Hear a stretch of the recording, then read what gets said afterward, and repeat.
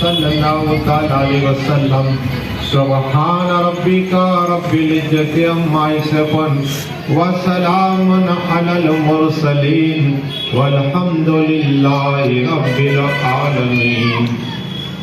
الحمد للہ نحمده ونصلي على رسول الكريم. اما بعد فاعوذ بالله من الشيطان الرجيم. بسم الله الرحمن الرحيم. الا ان اولیاء اللہ لا خوف علیہم ولا هم يحزنون. آمنت باللہ صدق اللہ العظیم. بعد توحید کے متوالوں، سمع رسالت کے پروانوں، غوث و خواجہ کے دیوانوں، اولیاء امت کے طلبگاروں، شہدائے ملت کے جانثاروں، علماء کرام، سادات کرام، میرے دوست و بزرگوں، میرے عمر ساتھیوں، السلام علیکم. ابھی قرآن پاک کی عظیم شان تلاوت پڑھنے کا سبق حاصل کیا، اور اس کا معنی اور ترجمہ بتانے سے پہلے مدینہ میں آرام فرمانے والے آقا طٰ و یاسین اولین آخرین، ظاہر الباطلین، ڈوبتوں کو تیرانے والے آقا، بے سہارا کو سہارا دینے والے آقا، چاند کے ٹکڑے کرنے والے آقا، سورج کو پلٹانے والے آقا، ہادی اعظم، محسن اعظم، فخر آدم، محسن انسانیت یا نحمت مصطفیٰ محمد مصطفیٰ صلی اللہ تعالیٰ علیہ وسلم کی باشکنا میں جھوم کے درود پاک درانہ پیش کریے. پڑھیے اللہم صلی اللہ صلاۃ و سلام علیک یا رسول اللہ صلی اللہ علیہ وسلم. آج جمعے کی رات ہے اور جنت کے مالک، حوض کوثر کے مالک رسول پاک صلی اللہ علیہ وسلم فرماتے ہیں کہ جمعے کی رات میں مجھ پہ درود زیادہ پڑھو، جمعے کے دن میں بھی زیادہ درود شریف پڑھا کرو. اور ہمارے پیر خواجہ حبیب اللہ چشتی، قادری، سہروردی، نقشبندی، قلندری، اویسی، رفاعی دوراج میں شریف کہتے ہیں کہ بیٹھے بھی درود پڑھو، کھڑے ہو کر درود پڑھو. لیکن اس درود پہ مجھے بات یاد آئی کہ آقا صلی اللہ تعالی علیہ وسلم فرماتے ہیں کہ پل صراط ہر ایک کو پار ہونا ہے. کیا ہے؟ جہنم کے اوپر جو ہمارا وکٹوریہ پل ہے، یہاں تو پانی ہوتا ہے، یہ سوسائٹی کا پل ہے، وہاں نیچے پانی، لیکن یہ جہنم کے اوپر، اور اگر پھسل گیا تو گیا. جہنم کے اندر نمازی بھی گزرے گا، بے نمازی بھی گزرے گا، حاجی کے گزرنا ہوگا، حاجی بھی گزرے گا، ہر ایک کے گزرنا ہے. لیکن قسم خدا کی، جنت کے مالک، حوض کوثر کے مالک فرماتے ہیں کہ جو مجھ پہ درود شریف پڑھے گا نا، کیا بیٹھتے ان پہ درود شریف پڑھے گا تو پل صراط کا جب پہنچے گا یہی درود ہاتھ پکڑ کے پل صراط پار کرا دے گا. کہو مچل کے سبحان اللہ. آقا کے نام پہ کہو سبحان اللہ، غوث پاک کے نام پہ کہو سبحان اللہ، ارے خواجہ کے نام پہ کہو سبحان اللہ. یہی درود ہاتھ پکڑ کے لے جائے گا، پل صراط پار بجلی کی طرح ہو جائے گا. تو درود پڑھا کرو.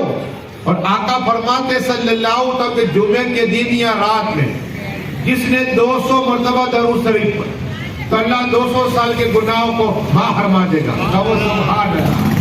دیکھو اگر علی بات ہے، سبحان اللہ بولنے سے اتنا فائدہ ہے کہ زمین و آسمان میں جتنی خالی جگہ ہے نا، اللہ کی نیکیاں عطا فرماتا ہے. کہو سبحان اللہ. ایک ایک حرف پہ 10 نیکیاں. اب آؤ میرے خواجہ کی بات کرے. میرے خواجہ، ہند کے راجہ، سلطان اولیاء، کرم نواز خواجہ خواجگاہ کی بارگاہ میں ہر ایک آتا ہے، خواجہ کی بارگاہ میں ہر ایک آتا ہے، ہندو بھی آتا ہے۔ ہمارے اقبال بھائی ہمارے ساتھ ہوتے ہیں چھٹی میں۔ اب بتانا یہ ہے کہ وہاں سکھ بھی آتے خواجہ کی چوکٹ پر، عیسائی بھی آتے، میں نے عیسائیوں کو دیکھا، انگریزوں کو میں نے دیکھا، پنڈتوں کو خواجہ کی بارگاہ میں دیکھا، حتیٰ کہ سکھوں کو میں نے دیکھا۔ ارے ہندوستان کی میں بات کرو، اندرا گاندھی کہتے ہیں بھی خواجہ کی بارگاہ بھیک مانگتے تھے، گاندھی جی سے ہم کہتے ہیں وہ بھی میرے خواجہ کی بارگاہ میں۔ ارے تاریخ پڑھو، جواہر لال نہرو بھی خواجہ کی بارگاہ میں۔ قسم خدا کی ہر ایک میرے خواجہ کی بارگاہ جاتا ہے، اس لیے کہ میرے خواجہ ہندوستان کے بادشاہ ہے۔ خواجہ خواجگاہ اعلیٰ حضرت کہتے ہیں خواجہ ہند وہ دربار اعلیٰ تیرا، خواجہ ہند وہ دربار اعلیٰ تیرا، کبھی محروم نہیں مانگنے والا تیرا۔ وہ میرے خواجہ کی بات کرے، عطائے رسول سلطان ہند۔ پہلے کی مرید کی بات سنو تاکہ بابا بختیار کاکی یہ کون ہے؟ یہ میرے خواجہ ہند کے راجہ سلطان اولیاء کی بارگاہ ہے۔ آ کر کہا حضرت مجھے مرید بننا ہے، مرید بننا ہے۔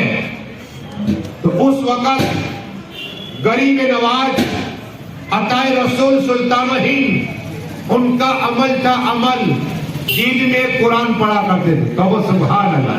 پورا دن میں ہم 10 دن ایک منٹ میں نہیں پڑھ سکتے، لیکن میرے خواجہ کا حال سنو، دن میں پورا قرآن میرے خواجہ ختم کرتے اور رات میں پورا قرآن پڑھا کرتے تھے۔ کہو سبحان اللہ۔ یہ خواجہ کا عمل ہے۔ عطائے رسول کیا ہے؟ صبح بھی قرآن، شام کو قرآن، رات کو قرآن۔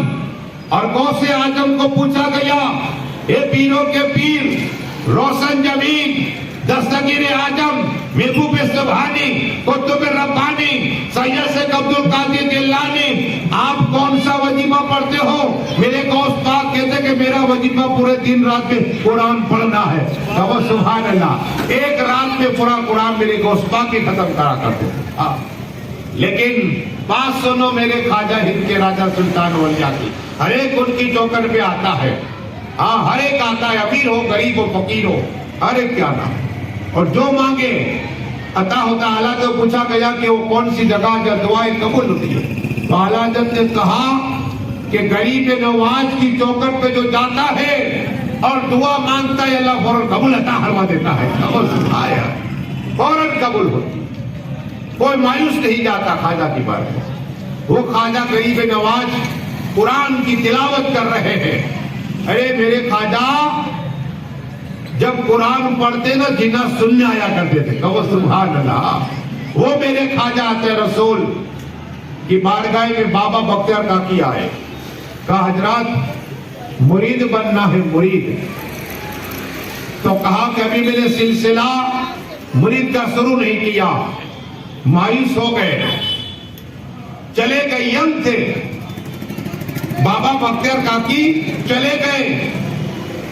میرے خواجہ ہند کے راجہ سلطان اولیاء قرآن کی تلاوت کر رہے، کرتے کرتے آنکھ بند ہوئی، رسول پاک کا دیدار ہو گیا۔ کہو سبحان اللہ۔ رحمتی عالمین کا دیدار ہوا اور کہا بیٹا حسان، بیٹا حسان، یہ جو بھی آج یہی میرا بیٹا ہے بابا بختیار کاکی، تم اپنا مرید بنا لو۔ کہو سبحان اللہ۔ رسول پاک کی لاکھوں، کیا ہے ہم کہتے لاکھوں کو تو کام فرق ہو جاتا ہے۔ کیا کہا؟